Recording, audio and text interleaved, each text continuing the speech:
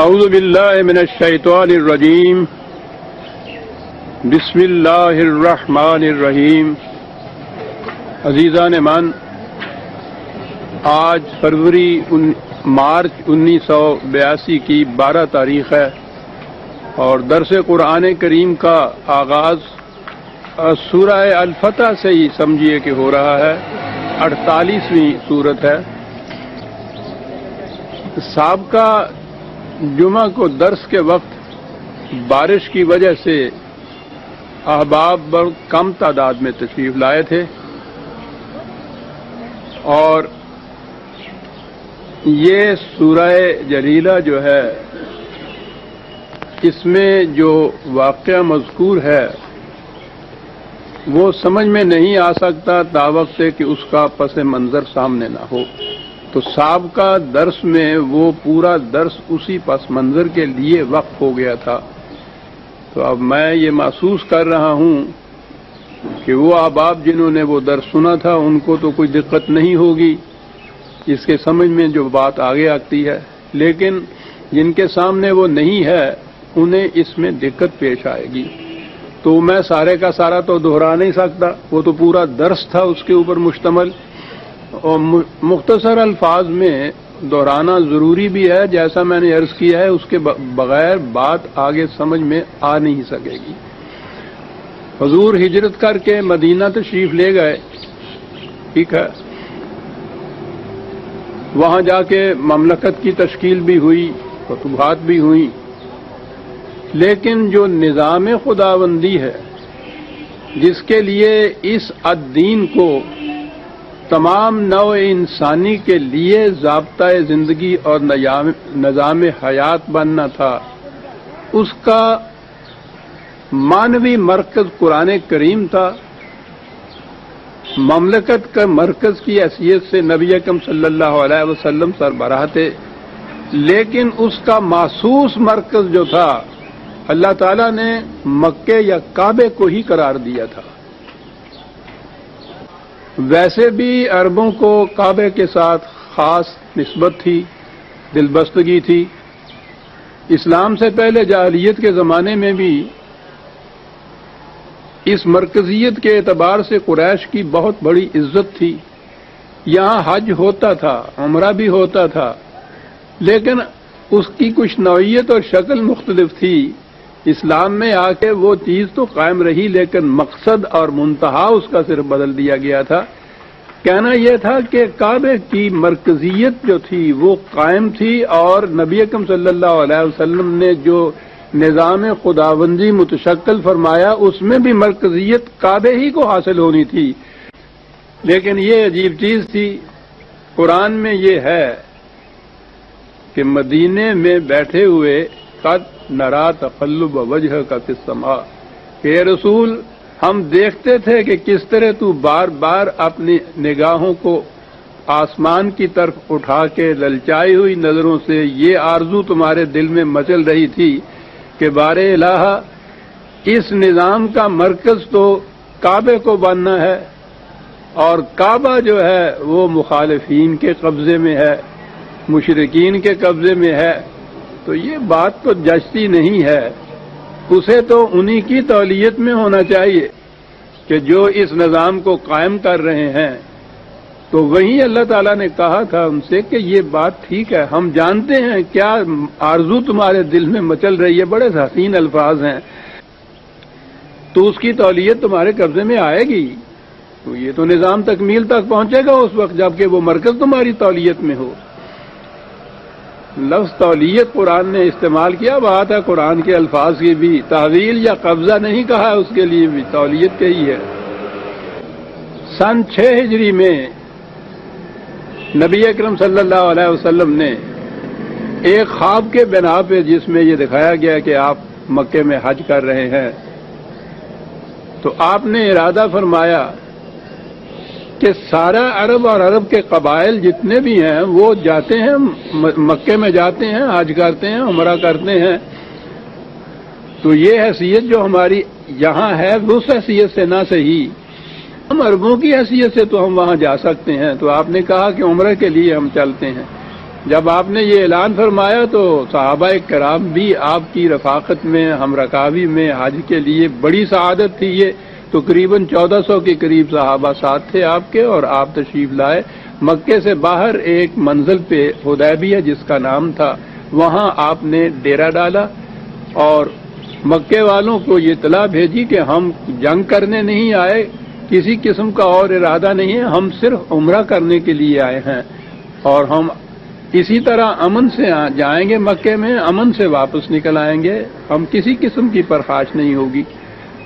تو مکے والوں نے بجائے اس کے کہ اس کے لیے وہ کہیں کہ ہمیں اس میں کسی قسم کا اعتراض نہیں ہے، انہوں نے ایک دستہ فوج کا بھیج دیا دیکھنے کے لیے. تو وہ آپ نے بڑی جلدی اس کو اپنے قبضے میں لے لیا، اس دستے کو قابو کر لیا. اور چونکہ ویسے بھی حریم کعبہ کے ارد گرد ہی صحیح وہاں تو جنگ ہوتی نہیں، اور یہ جو مہینہ تھا ذیقعد کا، اس میں تو عربوں کے ہاں پرانے معاشرتی نظام کے تابع بھی یہ ان 4 مہینوں میں سے تھا جس کو اشہر الحرام کہتے ہیں، جن میں وہ خود جنگ بند کیا کرتے تھے. تو اس اعتبار سے بھی یہ جنگ ہو نہیں سکتی تھی. تو آپ نے ان کو اپنے قابو میں تو کر لیا، گرفتار کر لیا، لیکن جنگ نہیں کی. کہا کہ یہ ان مہینوں میں جنگ بند ہے، ان کو چھوڑ دیا اور کہا واپس چلے جاؤ. اس کے بعد آپ نے حضرت عثمان رضی اللہ تعالیٰ عنہ کو بھیجا کہ جا کے مکے والوں کے متعلق بات کرو ان سے اور دیکھو کہ ان کے ارادے کیا ہیں. وہ گئے تو یہ افواہ مشہور ہو گئی کہ انہوں نے حضرت عثمان کو قید کر لیا ہے. تو نظر آ گیا کہ ان کی نیت نیک نہیں ہے قریش کی. تو ایسے وقت میں اب آپ آئے تھے صرف عمرہ کی غرض سے، جنگ کرنے کے لیے تو آئے نہیں تھے. اگرچہ 1400-1500 کے صحابہ کی جمعیت ساتھ تھی، لیکن یہ کوئی لشکر نہیں تھا. تو آپ نے دیکھا کہ ہم ایسے مقام پہ آ گئے ہیں کہ وہ قریش جس وقت جی چاہے ایک لشکر عظیم لے کر ہم پہ چڑھائی کر لیں گے، اور ہمارے لیے تو بھاگنے کے لیے جگہ بھی نہیں ہوگی، گنجائش نہیں ہوگی. تو آپ نے وہاں ایک درخت کے نیچے صحابہ سے تجدید کی، بیعت کی. بیعت تو ہر مومن، میں نے عرض کیا ہے کہ قرآن کریم کی روح سے تو جب کوئی شخص مسلمان ہوتا ہے تو وہ یہ رسمی کلمہ پڑھ کے نہیں ہوتا، بلکہ یہ ایک معاہدہ ہوتا ہے خدا اور بندے کے درمیان، جسے ان اللہ اشتری من المؤمنین انفسهم واموالهم بان لهم الجنہ، کہ وہ مومن اپنا مال اور جان خدا کے ہاتھ بیچ دیتا ہے اور خدا اس کے عوض اسے جنت کا وعدہ دے دیتا ہے. یہ ایک معاہدہ ہوتا ہے. مشتری کہتے ہیں خریدنے والے کو، اور بھائی کہتے ہیں بیچنے والے کو. بیعت کہتے ہیں یہ بیچ دینا. تو اس آیہ جلیلہ میں یہ جو بیعت کی چیز ہے، اس کے معنی یہ ہیں کہ یہ بیچ دیتا ہے مومن اپنا جان و مال خدا کے ہاتھ. تو آپ نے فرمایا تھا کہ وہ جو تم نے اقرار کیا تھا، بے نامہ لکھا تھا جسے کہتے ہیں، خدا کے ساتھ معاہدہ کیا تھا، آج اس معاہدے کے اظہار کا عملی وقت آ گیا ہے کہ یہاں جانیں دینی پڑیں گی. تو جان دینے کے معاہدے کی تجدید کے لیے آپ نے وہاں بیعت کی تجدید کی. لیکن اتنے میں مجھے معلوم ہوا کہ وہ غلط تھا. حضرت عثمان بحفاظت واپس تشریف لے آئے اور ان کے ساتھ معاہدہ کرنے کے لیے ایک شخص اور آ گیا قریش والوں کے ساتھ. تو وہاں معاہدہ کیا آپ نے، اور معاہدے میں یہ بات تھی کہ اس سال، میں نے عرض کیا تھا کہ روایتوں میں خود بخاری میں یہ متضاد روایتیں ہیں، لیکن بہرحال یہ تھی کہ یہ واپس چلے جائیں گے آپ، اگلے سال آ کے اس طرح سے عمرہ کر سکیں گے. اور اس میں یہ تھا کہ جتنے لوگ یہاں کے مکے کے قریش مشرکین وغیرہ مدینے جائیں گے ان کو بحفاظت واپس کر دیا جائے گا. اگر واپس آنا چاہیں، وہاں رہنا چاہیں تو وہ امن سے رہیں گے. لیکن اگر مدینے کے کوئی مسلمان مکے آئیں گے تو ہم مجبور نہیں ہیں ان کو واپس کرنے کے لیے، ہم ان کو روک سکتے ہیں، ہم ان کو روک لیں گے. یعنی یہ وہ صلح نامہ کی شرطیں تھیں. تو ان شرائط کو اور چیزیں بھی تھیں جس میں ہر شرط ان کی مانتے چلے گئے نبی اکرم صلی اللہ علیہ وسلم، اور اس طرح سے اس سال واپس تشریف لے آئے بغیر عمرہ کیے ہوئے. وہیں بعض صحابہ کے دل میں بھی یہ خیال پیدا ہوا کہ یہ تو بہت دب کر صلح کرنے کی بات ہو گئی. یہاں صلح کرنی تھی تو برابر کی سطح پہ صلح کرنی چاہیے تھی. لیکن وہیں اللہ تعالیٰ نے اس صلح کے متعلق جو بات کہی وہ یہ کہا کہ انا فتحنا لک فتحا مبینا. تو میں نے عرض کیا تھا کہ یہ فتح مبین قرآن نے قرار دیا ہے صلح حدیبیہ کو، جس کی شرائط آج بھی اگر ہم دیکھیں اس پس منظر میں بھی تو ایسا ہی نظر آتا ہے کہ دب کر صلح کی گئی ہو جیسے، اور اسے فتح مبین کہا ہے. تو عربی زبان میں فتح کنکویسٹ یا وکٹری کوئی نہیں کہتے، بلکہ کشاد کی راہیں کھول دینے کو کہتے ہیں، کہ تمہارے لیے کامیابیاں اور کامرانیاں حاصل کرنے کے لیے جو راستے میں رکاوٹیں تھیں، اس صلح نے وہ رکاوٹیں دور کر دی ہیں، تمہارے راستے کھل گئے ہیں آئندہ کی فتوحات کے لیے. وہ اتنی بڑی چیز اس کو قرار دے دیا اور بعد کے واقعات نے ثابت کر دیا. یہ بڑے بڑے مستشرقین یعنی غیر مسلم عیسائی مورخین بھی یورپ کے جو ہیں وہ اس تاریخ پہ جب پہنچتے ہیں تو وہ وہاں کہتے ہیں کہ صاحب وہ حضور کو نبی تو نہیں مانتے، رسول نہیں مانتے، وہ ایک عظیم انسان ہی صحیح. وہ کہتے ہیں کہ اس صلح سے نظر آتا ہے کہ حضور کا سیاسی تدبر کتنا اونچا تھا اور کتنی دور نگہی تھی، کہ واقعی وہ صلح جو بظاہر اس کی شرائط بتاتی ہیں کہ دب کر صلح کی، آپ کے بعد ساتھیوں نے بھی یہی محسوس کیا کہ دب کر صلح کی، اور آپ نے اس کے باوجود ان کی کوئی نہ مانی، اور جو قریش کہتے چلے گئے مانتے چلے گئے آپ. انہوں نے کہا ہے بڑی دور نگہی تھی، اس ایک صلح نے آئندہ کے لیے فتوحات کے دروازے کھول دیے حضور کے لیے، اور ہوا بھی یہی. اس کے بعد یہ سن 6 کا واقعہ ہے. اس کے بعد سب سے بڑی جنگ تو خیبر کی ہوئی، یہودیوں کا قصہ پاک کی ہے، بہت بڑی فتح تھی، چھوٹے چھوٹی اور فتوحات بھی ہوئی.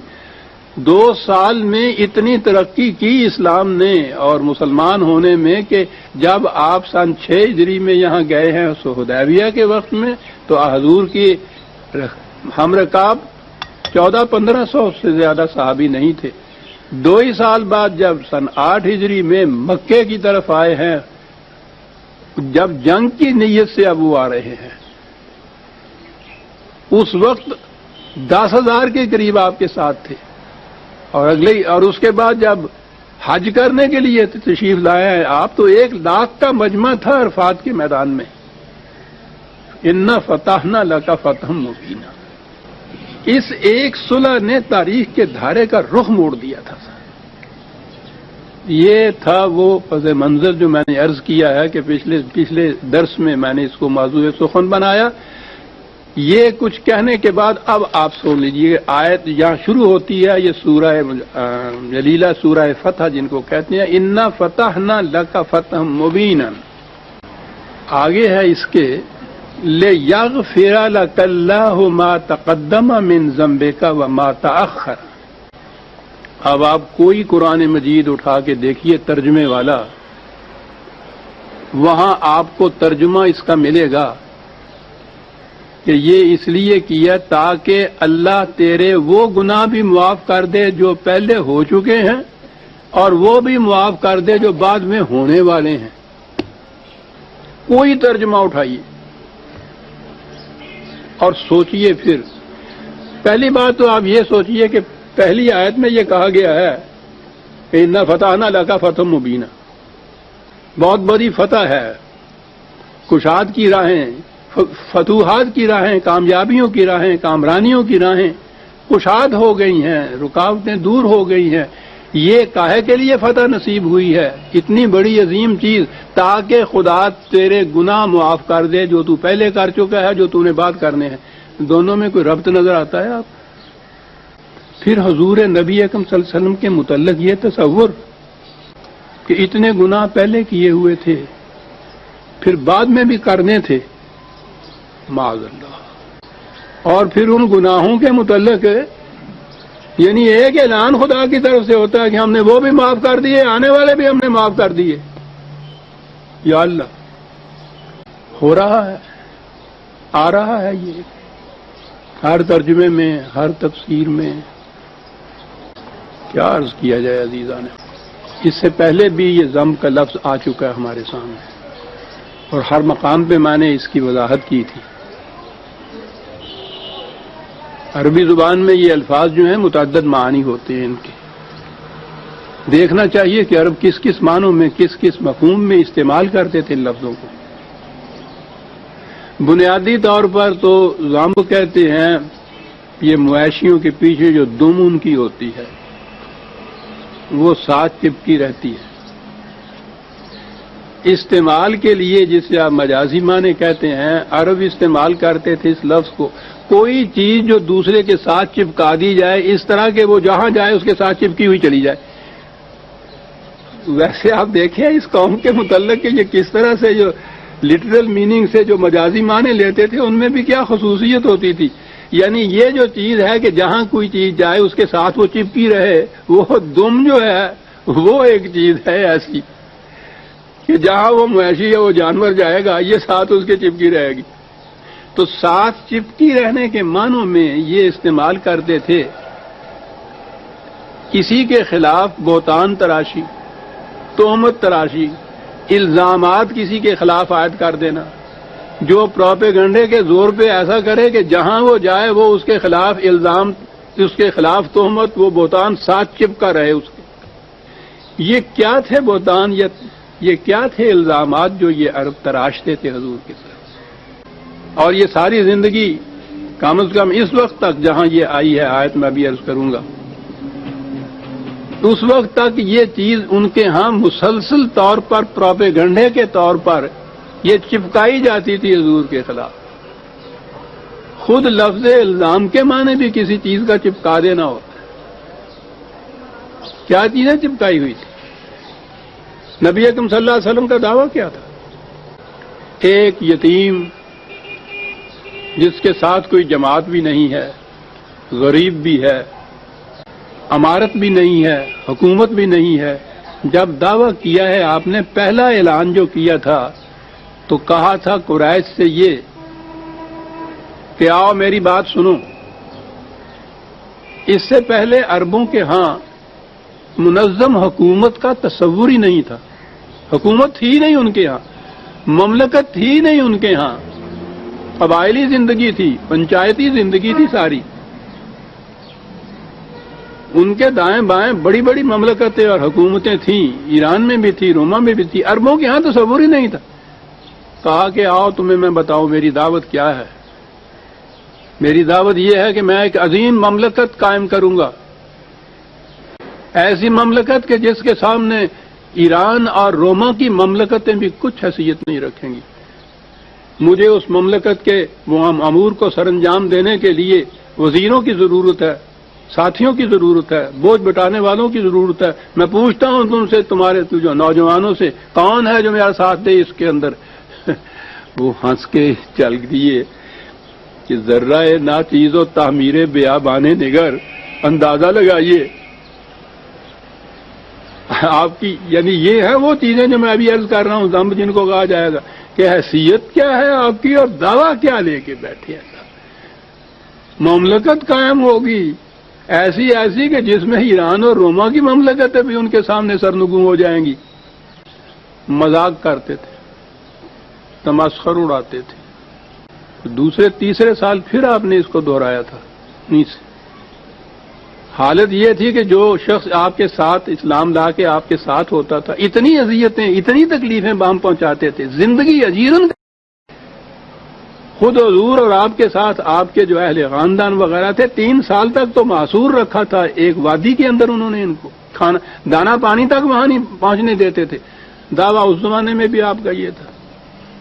وہ قبیلہ عامر کا بوڑھا سردار جو آپ کے پاس آیا تھا، کہا تھا کہ میں نے آپ کی دعوت تو سنی ہے، سوال یہ ہے کہ اس دعوت کو اگر میں قبول کر لوں گا تو آپ کیا دیں گے اس کے معاملے میں؟ آپ نے کہا تھا کہ وہ جنت کے باغات. اور یہ کہنے لگے یہ آخرت کی بات ہے. یہ عرب تھے وہ، دیکھیے وہ کیا ذہنیت تھی. کہنے لگے یہ آخرت کی بات ہے جس کے متعلق نہ آپ کچھ دکھا سکتے ہیں مجھے، نہ مجھے یقین یہاں آ سکتا. میں پوچھتا یہ ہوں یہاں کیا ملے گا؟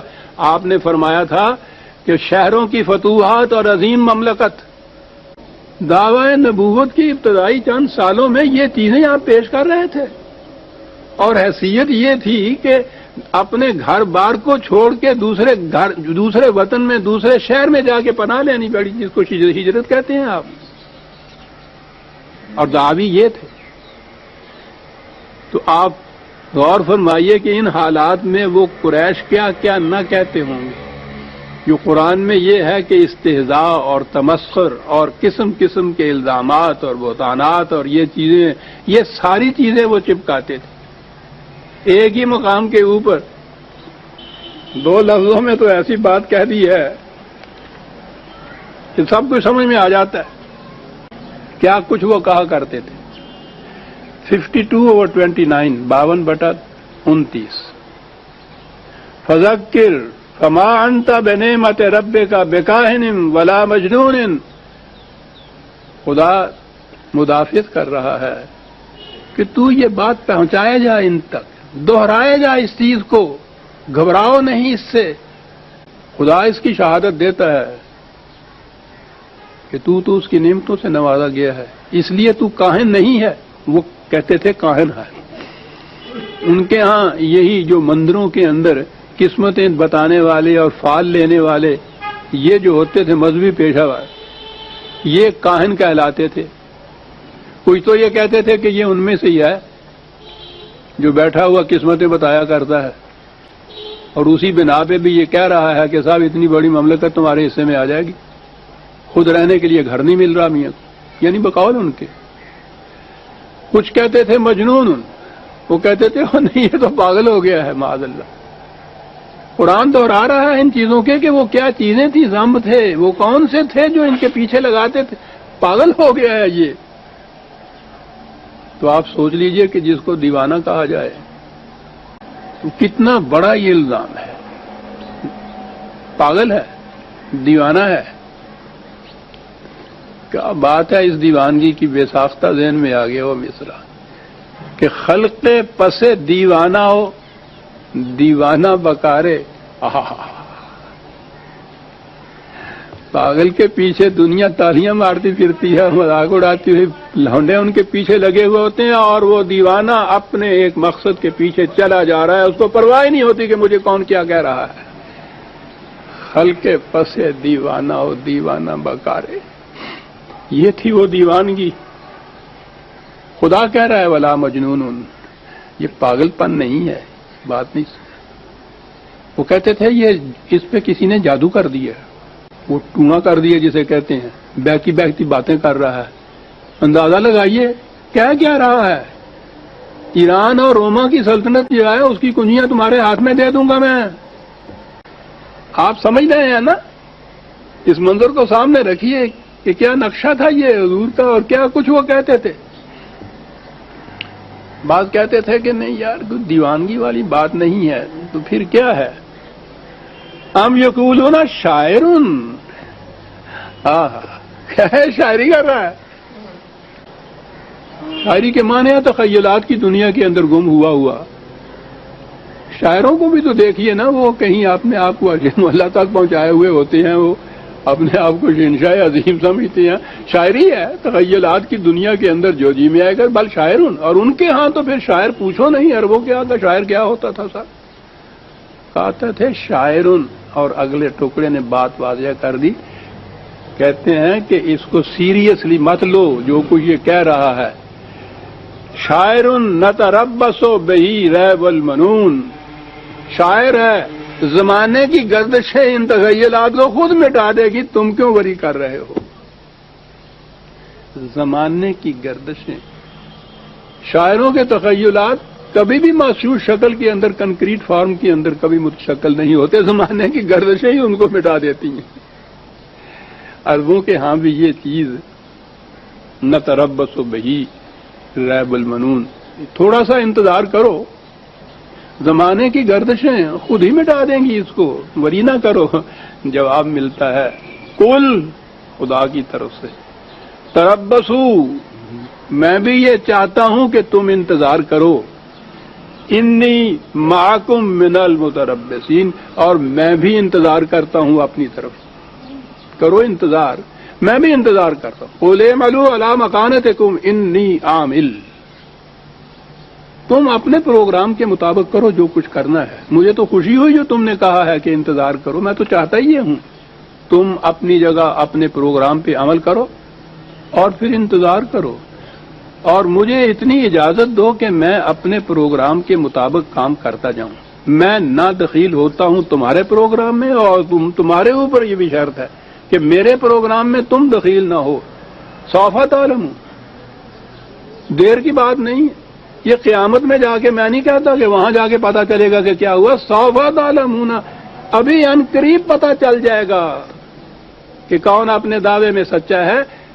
میں دخل نہیں دیتا تمہارے معاملات میں، تم کرو جو کچھ کرتے ہو. کتنا عجیب سا صاحب یہ تو، لیکن شرط یہ ہے کہ تم میرے معاملات میں دخیل نہ ہو. سوف تعلمون، ان قریب نظر آ جائے گا. یہ تھے وہ الزامات تو لگاتے تھے.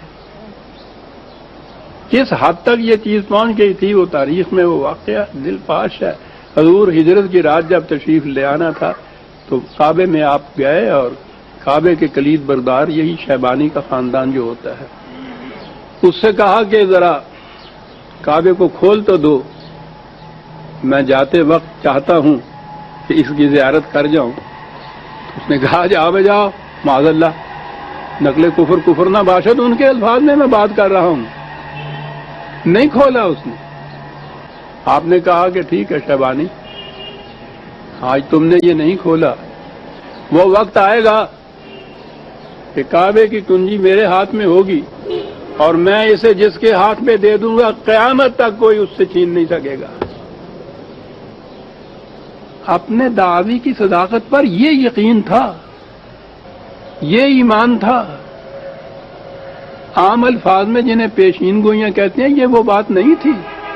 یقین تھا اس امر کا کہ جس پروگرام کو میں لے کے اٹھا ہوں یہ انتہا تک پہنچنا ہے، اس نے کامیاب ہونا ہے، اور اس کا نتیجہ یہ ہونا ہے. لیکن وہ تو مذاق کرتے تھے. اب آ جائیے یہاں. کہا یہ جو فتح مبین تمہیں حاصل ہوئی ہے، اس کا نتیجہ یہ ہوگا کہ یہ جتنے الزامات تمہارے خلاف لگاتے تھے نا اس سے پیشتر، وہ ان فتوحات کا جو منظر ہے وہ ان کو دھو ڈالیں گے. الزاموں کو خود مانیں گے کہ نہ یہ ساحر تھا، نہ یہ مجنون تھا، نہ یہ کاہن تھا، نہ یہ شاعر تھا، یہ تو سچ کہتا تھا. اور اس کے بعد بھی تمہارے متعلق جو اس قسم کی باتیں کریں گے، اس کے بعد جو فتوحات تمہیں حاصل ہوں گی، تمہاری کامیابیاں تمہاری ہر کامیابی تمہارے دعوے کی صداقت کا ثبوت بنتی جائے گی، اور ان کے ہر الزام کی تردید ہوتی چلی جائے گی. اس لیے یہ جو ہم نے فتح مبین تمہیں دی ہے، کاہے کے لیے دی ہے؟ لیغفر لک اللہ ما تقدم من ذنبک وما تاخر، تاکہ یہ ان الزامات کی تردید کر دیں، دھو ڈالے ان الزامات کو جو تیرے پیچھے یہ لگاتے چلے آ رہے تھے آج تک کہ ذرہ ناچیز و تعمیل بیابان مضر. دعوی ملاحظہ فرماؤ ان کی پوزیشن کیا ہے اور دعوی کیا ہے. یہ سارے الزامات جو ہیں یہ فتح مبین جو ہے، اور اس کے بعد جتنی بھی فتوحات حاصل ہونے والی ہیں وہ ساری ان الزامات کو دھو ڈالیں گی جو تمہارے خلاف یہ لگاتے تھے. وہ بہتان جو چپکاتے تھے تمہارے خلاف، یہ اب بھی اور اس کے بعد بھی جو فتوحات ہونی ہے، ہر فتح جو حاصل تمہیں ہوگی ان کے ان الزامات کی تردید کا ثبوت بنتی چلی جائے گی. سوال فرمایا آپ نے کیا معنی ہو گئے اب اس کے، اور یہ حقیقت ہوئی. 2 ہی سال کے عرصے میں یہ سن 6 کا واقعہ ہے. 8 کے فتح مکہ. فتح کیا، کوئی جنگ نہیں ہوئی تھی. حضور تشریف لائے، انہوں نے سرنڈر کر دیا. صاحب پا بجاؤنا یہ سارے رؤوسا جو 2 سال پیشتر جو اس طرح سے صلح، انہی رؤوسا نے، انہی قریش کے سرداروں نے جو یہ کچھ کہتے تھے آپ سے، جنہوں نے نکال دیا تھا یہاں سے، وہ پا بجولا حضور کے سامنے کھڑے تھے 2 ہی سال کے عرصے میں. سب سے ادھر مدینے کے اندر سب سے بڑی مخالفت تھی، اذیت دینے والی، یہ یہود تھے، منافق تھے، اور ان کے انداز وہی تھے جو آج بھی ان کے انداز وہی اس قوم کے ہیں. یہ کیفیت تھی، اور یہ مسئلہ بڑا اہم تھا یہودیوں کا. مدینے میں ان کا غلبہ تھا، تو پہلے تو خود مدینے سے ان کو نکالا گیا تھا، اور پاس ہی وہ خیبر کی جو ایک بستی ہے وہاں جا کے بس گئے تھے. وہاں انہوں نے اپنا اڈا بنا لیا تھا، مرکز بنا لیا تھا مخالفت کا. تو صلح حدیبیہ کے بعد جب آپ آئے ہیں تو پہلی فتح تو فتح خیبر تھی، اور بڑی عظیم فتح ہے وہ جو. اور 2 سال کے بعد جب مکے کی طرف آپ تشریف لائے ہیں تو جیسا میں نے عرض کیا ہے، بغیر جنگ کیے ہوئے انہوں نے سرنڈر کر دیا تھا، اور وہ پابجولہ حضور کے سامنے گرفتار ہو کر آ گئے تھے۔ آپ نے دیکھا کہ وہ جو الزامات آپ کے خلاف دھرتے تھے، جو مذاق اڑاتے تھے، جو استہزاء کرتے تھے، وہ کس شکل میں سامنے آ رہا ہے صاحب؟ کیسی فتح مبین یہ ثابت ہو رہی ہے صاحب؟ ہر فتح ان کے اپنے زبان سے کہلوا رہی تھی کہ آپ کے دعوی سچے تھے جو آپ کہتے تھے، ٹھیک کیا آپ نے۔ ہاں، اور پھر وہ کعبے کی چابی والا قصہ جو ہے وہ تو پھر عظیم ہے۔ یہ فتوحات شمشیر کی نہیں تھیں، یہ قلوب کی فتوحات تھیں عزیزان۔ اس شیبانی کو معلوم تھا جس نے ہجرت کی رات انکار کر دیا تھا اس بات کا کہ میں جھانکنے نہیں دوں گا آپ کو، کعبے کے اندر چلے جائیے، مظاہرہ فرمائیے۔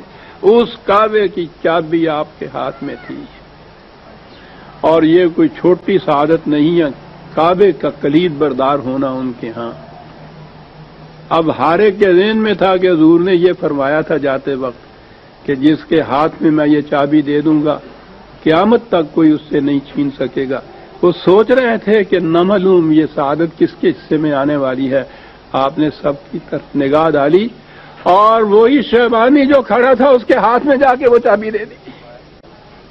فتوحات تو آپ بڑے بڑے فاتحین کی دیکھیں گے، یہ فتوحات کہاں آپ کو نظر آئیں گی عزیزان مان؟ اسی کے ہاتھ میں دی، اور اسی کے خاندان میں آج تک وہ چلی آ رہی ہے خلید، کوئی اس سے چھین نہیں سکتا، کیونکہ حضور نے فرمایا ہے کہ قیامت تک کوئی چھین نہیں سکے گا۔ یہ ہے عزیزان مان، یہ ہے مقام جہاں نظر آتا کہ محض فتح نہیں ہے، بلکہ یہ چیزیں جو ہیں اخلاق کی بلندی اور کردار کی درخشندگی، یہ کہاں ملے گی آپ کو صاحب؟ اور ان رؤسا سے جنہوں نے اتنی اذیتیں پہنچائی تھی آپ کو اور آپ کے ساتھیوں کو، سارے پابجولہ کھڑے تھے۔ آپ نے پوچھا تھا کہ بتاؤ تم کس سلوک کو ڈیزرو کرتے ہو جسے ہم کہتے ہیں نا، کیا سلوک تمہارے ساتھ کیا جائے؟ انہوں نے کہا ہمیں پتہ ہے کہ تو خود بھی شریف ہے، ایک شریف باپ کا بیٹا ہے۔ عرب تھے وہ تھی، شریف لوگ جس طرح شریفوں کے ساتھ سلوک کیا کرتے ہیں، ہم مستحق ہیں اس سلوک کے، میدان جنگ کے اندر بھی گرفتار ہو کے آئے ہیں۔ آپ نے فرمایا ٹھیک ہے، پھر لا تثریب علیکم اليوم، ہم کسی سے انتقام نہیں لیا کرتے، کھول دو ان کی زنجیریں۔ طلقاء ان کو اس زمانے سے کہتے ہیں، ان کا نام ہی یہ ہے، جن کی زنجیریں کھول دی گئی تھیں، جن کو آزاد کر دیا گیا تھا۔ یہ کیا تھا، یہ اس سارے عرصے میں 23 سال کے عرصے میں اتنی جنگیں ہوئی ہیں، اتنے چھوٹے چھوٹے سریہ بھی ہوئے ہیں، نبی اکرم صلی اللہ علیہ وسلم نے اپنے ہاتھ سے کسی ایک شخص کو قتل نہیں کیا۔ پھر اتنا ہی نہیں، لِیَغْفِرَ لَكَ اللَّهُ مَا تَقَدَّمَ مِن ذَنبِكَ وَمَا تَأَخَّرَ، یہ اتنی سی چیز کہ یہ ٹھیک ہے کہ جو الزامات لگاتے تھے، تہمتیں تراشتے تھے، مذاق کرتے تھے، وہ تو صاف ہو گئی ساری بات، تو یہ تو پھر بھی منفیانہ بات ہے نا، کوئی اچیومنٹ تو نہ ہوئی۔ اچیومنٹ تو ہے وَيُتِمَّ نِعْمَتَهُ عَلَيْكَ، اپنے انعامات خداوندی جو ہے تکمیل تک پہنچا دے گا تیرے لیے، پورے کے پورے تمہیں دے دے گا۔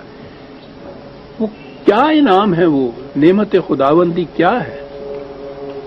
نعمت خداوندی ہے یہدیک صراطا مستقیما، تمہاری رہنمائی اس راستے پہ کر دی جائے گی جو تمہیں منزل مقصود تک پہنچا دے گی۔ یہ بہت بڑی نعمت ہے عزیزان۔ وہی ہے جو ہم شروع میں دعا ماں ہر نماز کی رکعت کے اندر جو ہم سورہ فاتحہ میں کہتے ہیں، اہدنا الصراط المستقیم صراط الذین انعمت علیہم۔ یہ صراط مستقیم کا مل جانا، یعنی یہ نعمتوں کی فراوانی اور اس طرح سے اس کی بارش، یہ نہیں ہے کہ آپ بیٹھے رہیں اور ہم سب کچھ آپ کے اوپر نچھاور کرتے چلے جائیں گے۔ نعمت سب سے بڑی یہ ہے کہ منزل کی طرف جانے والے صحیح راستے کی رہنمائی کر دی جائے۔ جانا تو پھر آپ ہوگا، آپ کو راستہ جو بتا دیا جائے گا تو اس کے یہ معنی نہیں ہے کہ منزل تک بھی وہی تمہیں اٹھا کے پہنچا دے گا، چلنا تمہیں خود ہوگا۔ یہ چیز کہ تمہیں صحیح منزل کی طرف جانے والے راستے کی رہنمائی کر دی، بہت بڑی نعمت ہے صاحب۔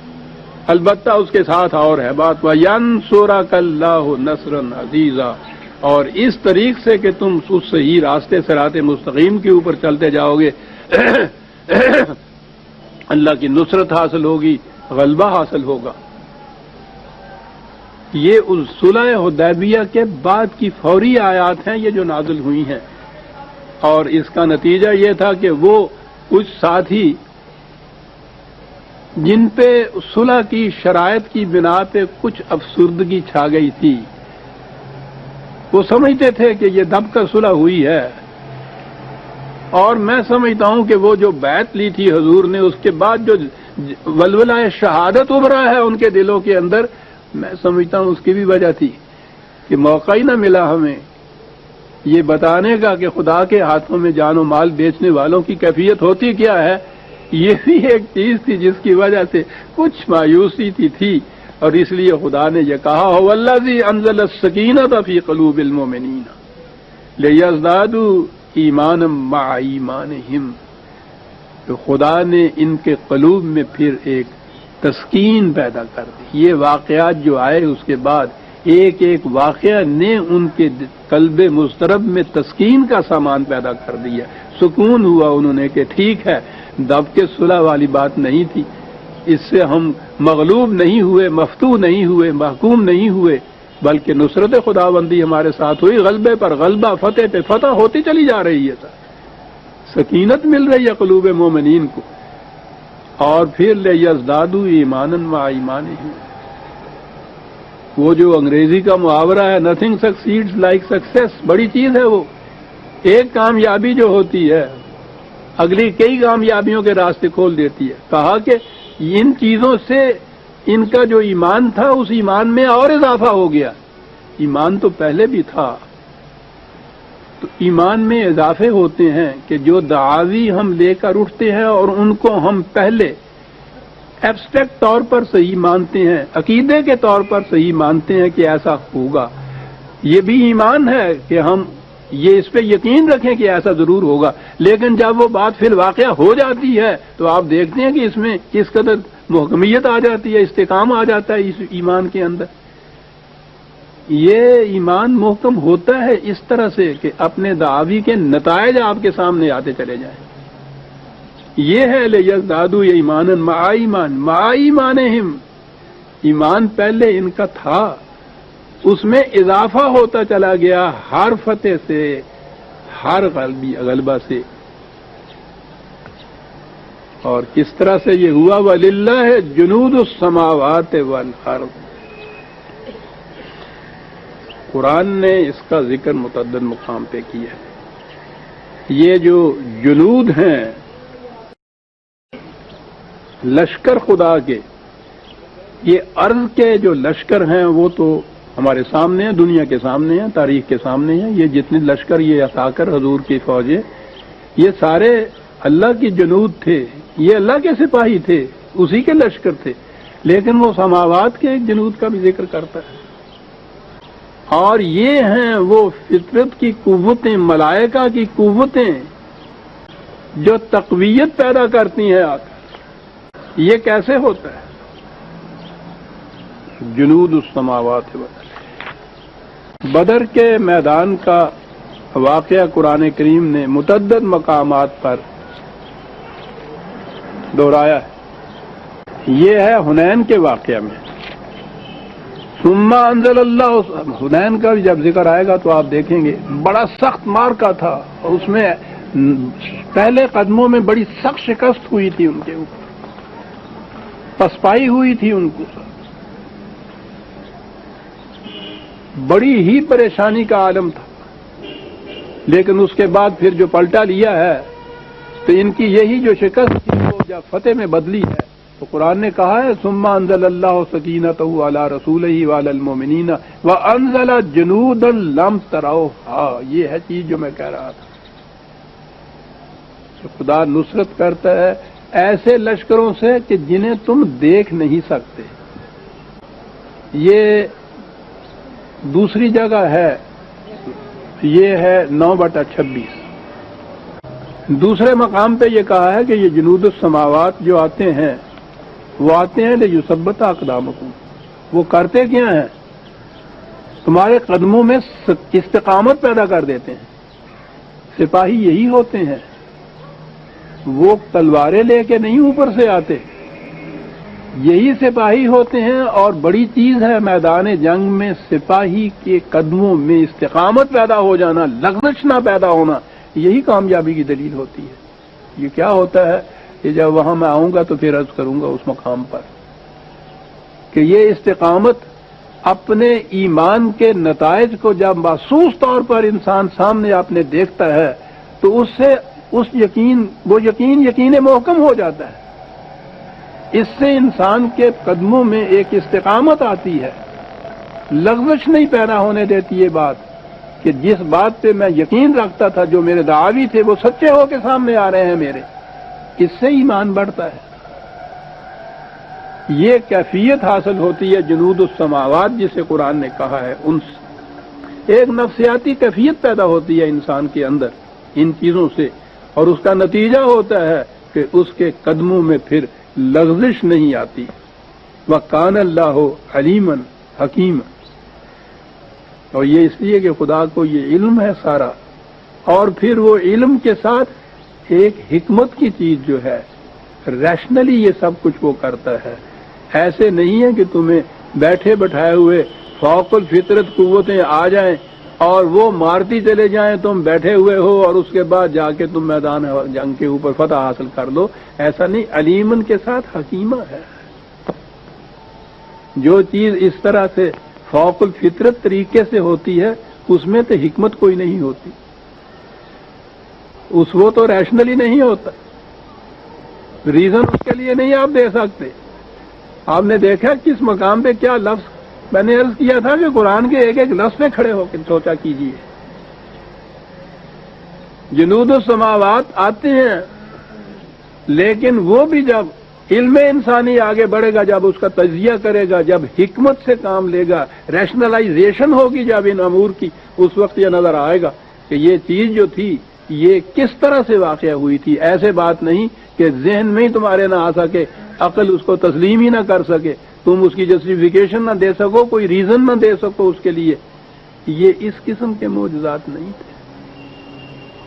وہ جو ہم نے بعد میں اپنے ہاں سے وضع کیے کہ وہ صاحب پہ وہ آسمان کی چڑیا آتی تھی، وہ کنکری مارتی تھی اور اس کے ہاتھی کے وہ سوار کے سر پہ لگتی تھی، ہاتھی کے پیٹ میں سے نکل جاتی تھی، اس میں آپ حکمت کسی طرح سے بھی پیدا نہیں ہو سکتی.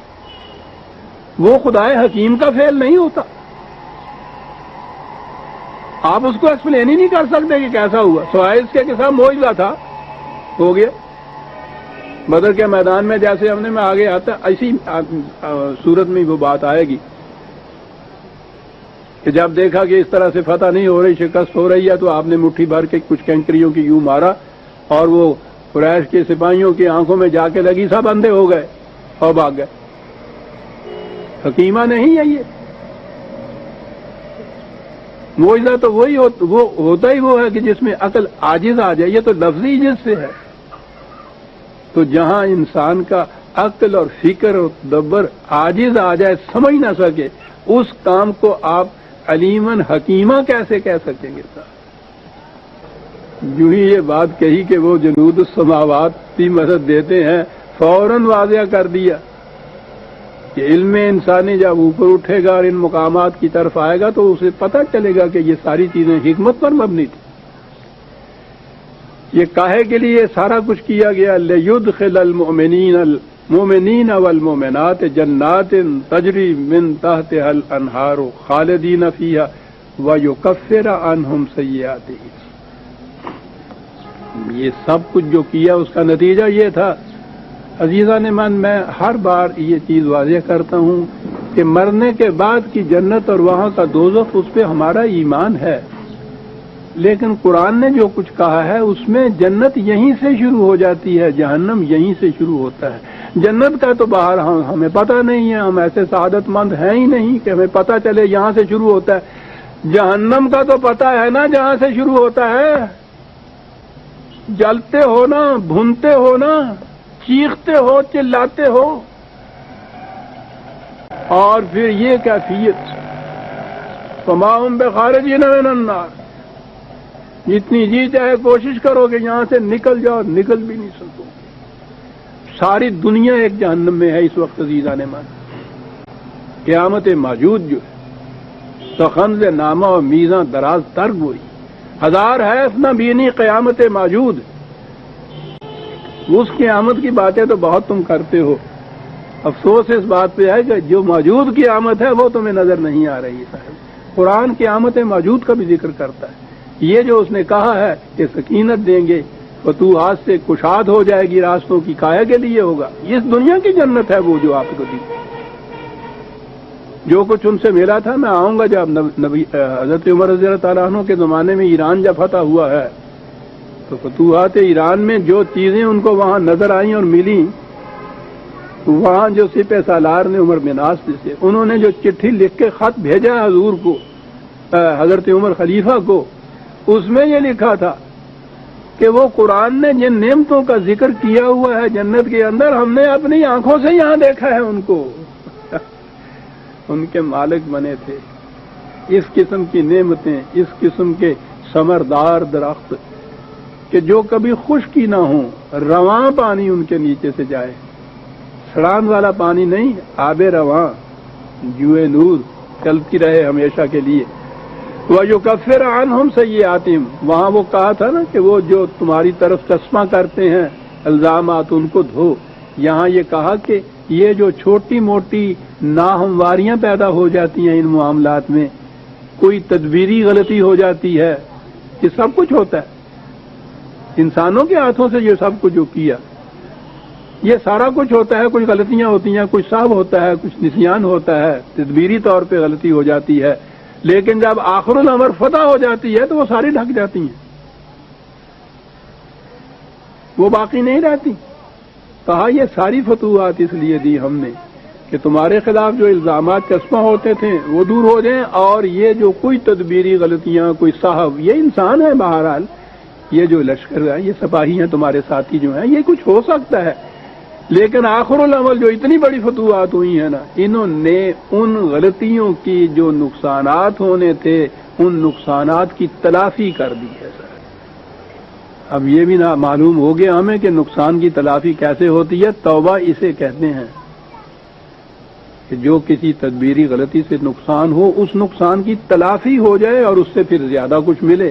اور قرآن نے یہ فارمولہ بتایا ہے کہ اگر کہیں اس طرح سے کوئی غلطیاں ہو جائیں جسے عام طور پہ ہمارے ہاں گناہ کہتے ہیں، تو وہ کس طرح سے، جسے ہم کہتے ہیں نا بخشا جاتا ہے، تو وہ بخشا کیسے جاتا ہے؟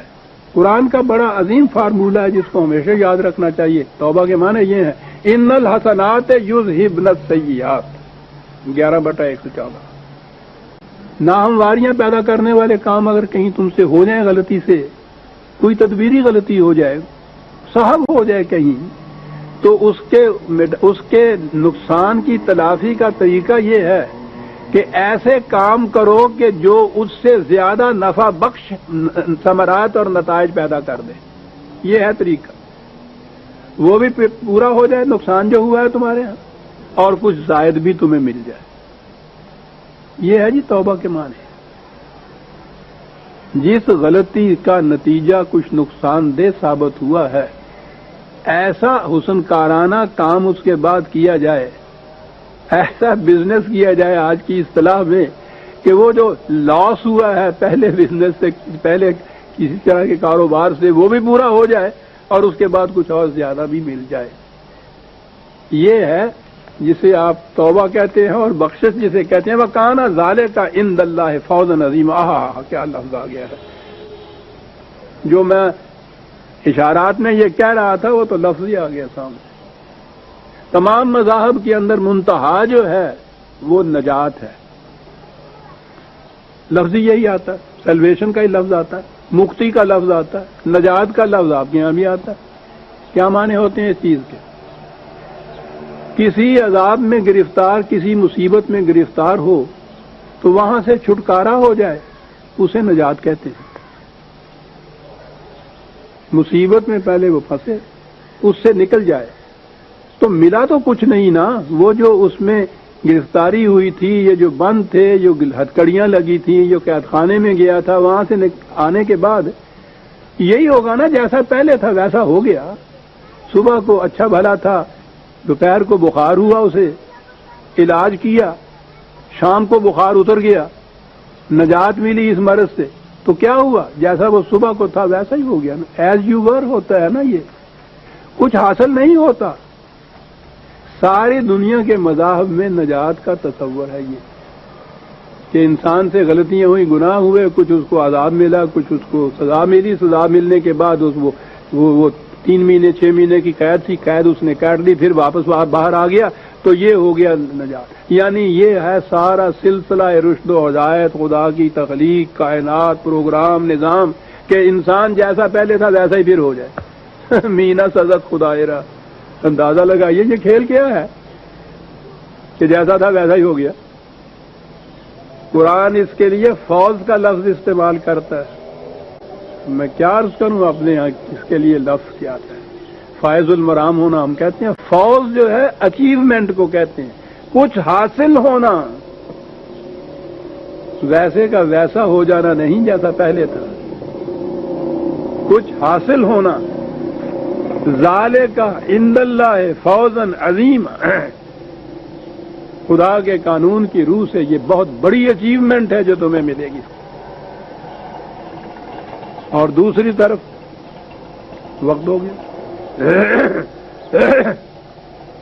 یہ تو ان کو ملے گی، اور مخالفین کے متعلق آگے ہے وَيُعَذِّبَ الْمُنَافِقِينَ وَالْمُنَافِقَاتِ وَالْمُشْرِكِينَ وَالْمُشْرِكَاتِ الظَّانِّينَ بِاللَّهِ ظَنَّ السَّوْءِ، لیکن آیت لمبی ہے، وقت لگے گا اس کے لیے، اسے ہم اٹھا رکھتے ہیں آئندہ درس کے لیے۔ 5 آیتیں سورہ الفتح کی آج ہم ختم کر بیٹھے۔ ربنا تقبل منا انک انت